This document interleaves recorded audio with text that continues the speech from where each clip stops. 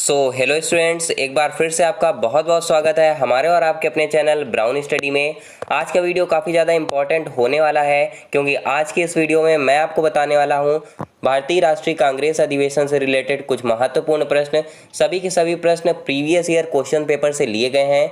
तो जितने भी यहाँ पर आपको मैंने प्रश्न बताए हुए हैं तो वो सभी के सभी आप लोग नोट करते जाइएगा और इसका PDF भी मैं आपको दे दूंगा। तो चलिए ज़्यादा टाइम वेस्ट ना करते हुए आज का वीडियो स्टार्ट कर लेते हैं।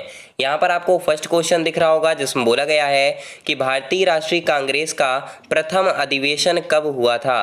तो यहाँ पर आपको बताना है कि भारतीय राष्ट्रीय कांग्रेस का जो प्रथम अधिवेशन था वो कब हुआ था।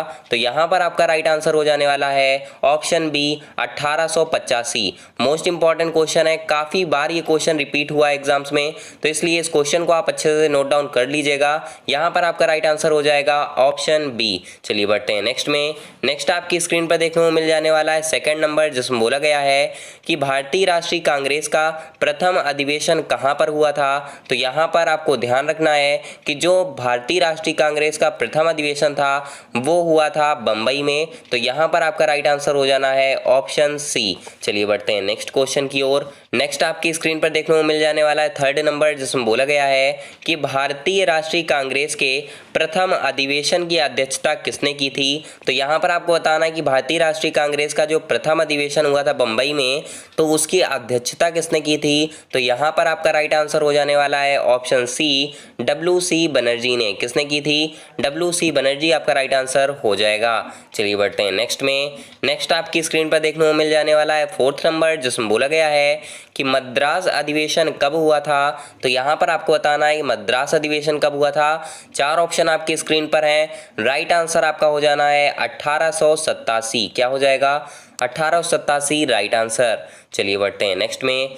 नेक्स्ट आपकी स्क्रीन पर देखने को मिल जाने वाला है फिफ्थ नंबर जिसमें बोला गया है मद्रास अधिवेशन की अध्यक्षता किसने की थी। तो यहाँ पर आपको ध्यान रखना है कि मद्रास अधिवेशन जो हुआ उसकी अध्यक्षता की थी ऑप्शन ए सैयद बदरुद्दीन तैयब जी ने।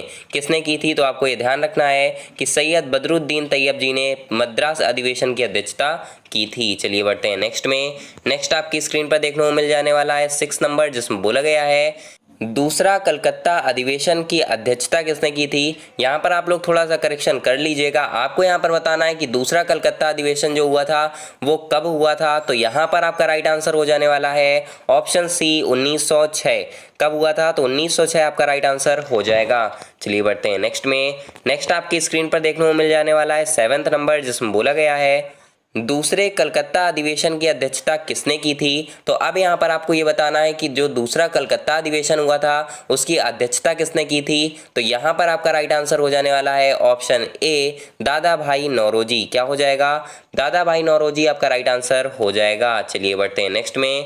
नेक्स्ट आपकी स्क्रीन पर देखने को मिल जाने वाला है एट्थ नंबर जिसमें बोला गया है बनारस अधिवेशन की अध्यक्षता किसने की थी। तो यहाँ पर आपका राइट आंसर हो जाना है ऑप्शन ए GK गोखले ने। किसने की थी? तो GK गोखले आपका राइट आंसर हो जाएगा। चलिए बढ़ते हैं नेक्स्ट में। नेक्स्ट आपकी स्क्रीन पर देखने को मिल जाने वाला है नाइन्थ नंबर जिसमें बोला गया है कि बनारस अधिवेशन कब हुआ था। तो यहाँ पर आपका राइट आंसर हो जाना है ऑप्शन डी 1905। क्या हो जाएगा? 1905 आपका राइट आंसर हो जाएगा। चलिए बढ़ते हैं नेक्स्ट में। नेक्स्ट आपकी स्क्रीन पर देखने को मिल जाने वाला है टेंथ नंबर जिसमें बोला गया है इलाहाबाद अधिवेशन कब हुआ था। तो यहाँ पर आपका राइट आंसर हो जाना है 1888। क्या हो जाएगा? 1888 आपका राइट आंसर हो जाएगा। चलिए बढ़ते हैं नेक्स्ट में। तो नेक्स्ट यहाँ पर आपको देखने को मिल जाने वाला है 11th नंबर जिसमें बोला गया है इलाहाबाद अधिवेशन की अध्यक्षता किसने की थी। तो यहाँ पर आपको बताना है इलाहाबाद अधिवेशन जो हुआ उसकी अध्यक्षता किसने की। तो यहाँ पर आपका राइट आंसर हो जाने वाला है ऑप्शन बी जॉर्ज यूले ने। किसने की थी? तो जॉर्ज यूले ने की थी। कहीं कहीं पर कुछ बुक्स में जॉर्ज यूल भी लिखा दिख जाता है, तो आपको ध्यान रखना है कि अगर आपको आपके क्वेश्चन पेपर में जॉर्ज यूल या फिर जॉर्ज यूले दिखता है तो आपको इसी पर टिक करना है। चलिए बढ़ते हैं नेक्स्ट में। नेक्स्ट आपकी स्क्रीन पर देखने को मिल जाने वाला है 12 नंबर जिसमें बोला गया है कि प्रथम कलकत्ता अधिवेशन कब हुआ था। तो यहाँ पर आपको ध्यान रखना है कि प्रथम कलकत्ता अधिवेशन 1886 में हुआ था। चलिए बढ़ते हैं नेक्स्ट में। तो नेक्स्ट यहाँ पर आपको देखने को मिल जाने वाला है 13 नंबर, जिसमें बोला गया है कि प्रथम कलकत्ता अधिवेशन की अध्यक्षता किसने की थी। तो यहाँ पर आपको ध्यान रखना है, प्रथम कलकत्ता अधिवेशन जो हुआ था उसकी अध्यक्षता की थी दादा भाई नौरोजी ने।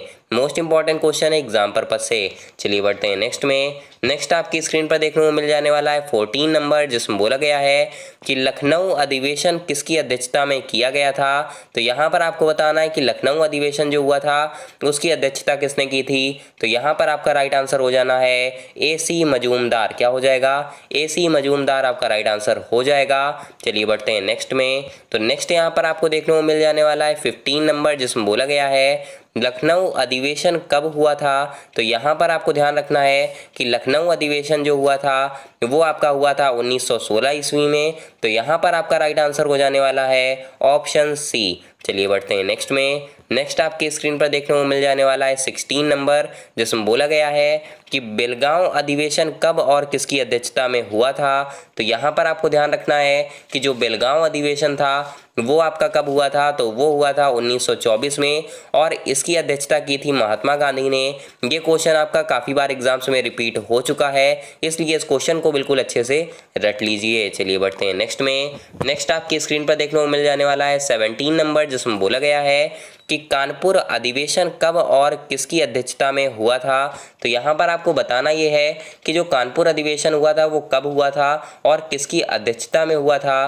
तो यहाँ पर आपका राइट आंसर हो जाने वाला है ऑप्शन नंबर ए 1925। कब हुआ था? तो 1925 में हुआ था और किसकी अध्यक्षता में हुआ था। तो सरोजिनी नायडू की अध्यक्षता में हुआ था। चलिए बढ़ते हैं नेक्स्ट में।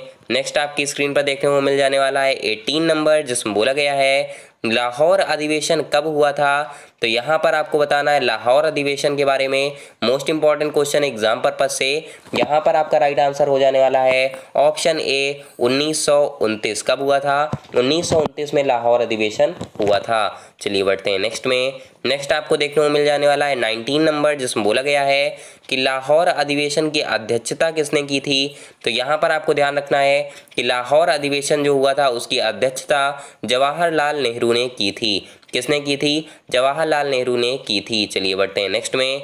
नेक्स्ट आपकी स्क्रीन पर देखने को मिल जाने वाला है 20 नंबर, जिसमें बोला गया है कि तीसरा कोलकाता अधिवेशन जो हुआ था वो कब हुआ और किसकी अध्यक्षता में हुआ था।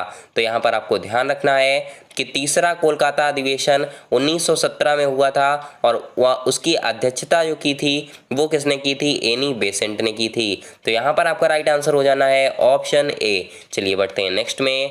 नेक्स्ट आपकी स्क्रीन पर देखने को मिल जाने वाला है 21 नंबर, जिसमें बोला गया है हरिपुरा अधिवेशन कब और किसकी अध्यक्षता में हुआ था। तो यहाँ पर आपका राइट आंसर हो जाने वाला है ऑप्शन ए 1938 सुभाष चंद्र बोस। क्या हो जाएगा? 1938 आपका राइट आंसर हो जाएगा और इसकी अध्यक्षता जो थी वो किसने की थी? तो सुभाष चंद्र बोस जी ने की थी। चलिए बढ़ते हैं नेक्स्ट में। नेक्स्ट आपकी स्क्रीन पर देखने को मिल जाने वाला है 22 नंबर, जिसमें बोला गया है कि दूसरे दिल्ली अधिवेशन की अध्यक्षता किसने की थी। तो आपको यहाँ पर ये बिल्कुल क्वेश्चन को अच्छे से रट लेना है कि जो दूसरा दिल्ली अधिवेशन हुआ था वो कहाँ पर हुआ था और किसके अंडर में हुआ था, या आप बोल सकते हैं कि किसकी अध्यक्षता में हुआ था। तो यहाँ पर आपका राइट आंसर हो जाने वाला है option D doctor Rajendra Prasad. क्या हो जाएगा? राजेंद्र प्रसाद आपका राइट आंसर हो जाने वाला है। यहाँ से हम बढ़ते हैं नेक्स्ट क्वेश्चन में, जो कि है 23 नंबर, जिसमें बोला गया है कि जो दूसरा दिल्ली अधिवेशन हुआ था वो कब हुआ था। तो आपको ध्यान रखना है कि दूसरा दिल्ली अधिवेशन 1947 को हुआ था, जब हमारा देश आज़ाद हुआ था। चलिए बढ़ते हैं नेक्स्ट में। तो नेक्स्ट यहाँ पर आपको देखने को मिल जाने वाला है 24 नंबर, जिसमें बोला गया है त्रिपुरा अधिवेशन कब हुआ था। तो आपको यहाँ पर ध्यान रखना है कि जो त्रिपुरा अधिवेशन हुआ था वो कब हुआ था। तो वो हुआ था आपका 1939 में। तो यहाँ पर आपका राइट आंसर हो जाने वाला है ऑप्शन डी। चलिए बढ़ते हैं नेक्स्ट में। नेक्स्ट आपकी स्क्रीन पर देखने को मिल जाने वाला है 25 नंबर, जिसमें बोला गया है कि त्रिपुरा अधिवेशन जो हुआ था उसकी अध्यक्षता किसने की थी। तो यहाँ पर आपका राइट आंसर हो जाने वाला है ऑप्शन ए सुभाष चंद्र बोस। तो यहाँ से आपके ये क्वेश्चन होते हैं समाप्त। ये मोस्ट इंपॉर्टेंट क्वेश्चन है आपके एग्जाम के लिए, इसको आप नोट डाउन कर लीजिएगा। यहाँ से आपके सभी के सभी इस टॉपिक से रिलेटेड मोस्ट इंपॉर्टेंट क्वेश्चन समाप्त होते हैं। ये आपका जो कांग्रेस अधिवेशन से रिलेटेड टॉपिक था ये आपका काफ़ी बार डिफेंस के एग्जाम्स में और SSC एसएससी के एग्जाम्स में पूछा गया है, इसलिए सभी के सभी स्टूडेंट्स इस सारे क्वेश्चंस को बिल्कुल अच्छे से रिवाइज कर लीजिएगा, बिल्कुल अच्छे से लर्न कर लीजिएगा। इसका जो पीडीएफ है वो मैं आपको टेलीग्राम चैनल में दे दूंगा, तो टेलीग्राम चैनल को ज्वाइन कर लीजिए, लिंक आपको डिस्क्रिप्शन बॉक्स में मिल जाएगी। उम्मीद करता हूँ ये वीडियो आपको पसंद आई होगी। अगर पसंद आई हो तो लाइक कर दीजिए, दोस्तों के साथ शेयर करना मत भूलिएगा, साथ में कमेंट करके बताइए कि आपको और किस वीडियो पर टॉपिक चाहिए। चलिए कल मिलता हूँ आपसे एक और नई वीडियो के साथ, तब तक के लिए टेक केयर। जय हिंद, जय भारत।